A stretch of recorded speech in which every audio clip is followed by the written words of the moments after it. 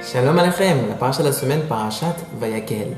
Dans notre paracha figure un verset fondamental dans la vie d'un juif.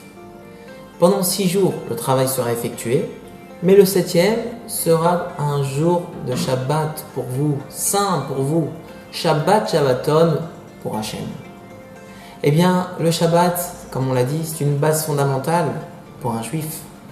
Et il faut savoir que nos ancêtres se sont souvent sacrifiés pour observer le Shabbat. Je racontais l'histoire du Stapler, Rabbi Yaakov Israël Kanevski. Kanevski, ça vous rappelle quelqu'un?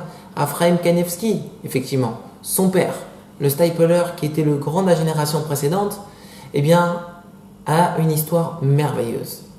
Lorsqu'il s'apprêtait à rencontrer sa future épouse, eh bien, il lui dit: je voudrais savoir si tu comprends ce que je vais te dire et que tu vis ce que je vais te dire. Écoute bien. Tu sais que moi, j'ai été attrapé par les Cosaques qui m'ont massacré et qui m'ont enrôlé à l'armée. Et c'était très dur pour moi.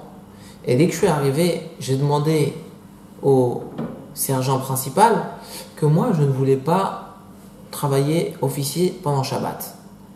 Eh bien, ils se sont moqués de lui. Mais le sergent principal a dit: non, tu sais quoi? On va te donner ton Shabbat. Tu pourras te reposer tous les Shabbats. À partir de ce Shabbat, jusqu'à la fin de ton enrôlement, tu pourras. Mais il y a une condition à cela. Et là, il lui a donné une condition cruelle de chez cruel.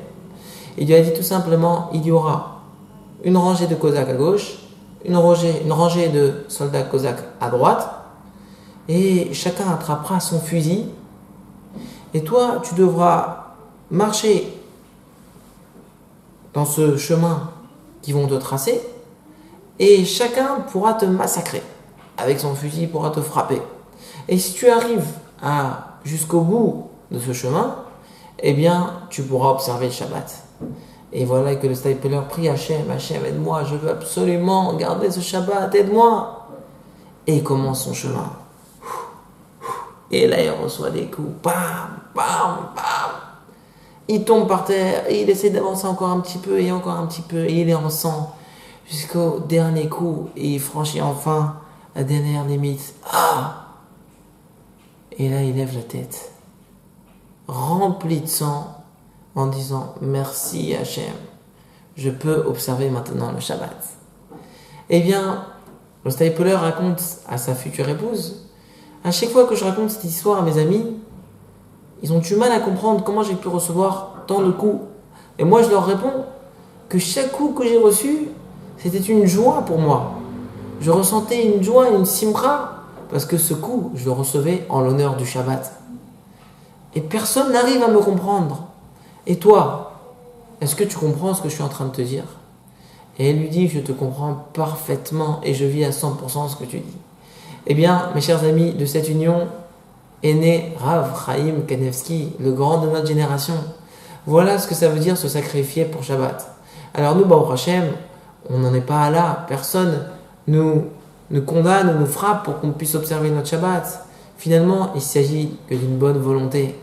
On pense moins gagner, mais finalement, Shabbat, c'est la source de la bénédiction.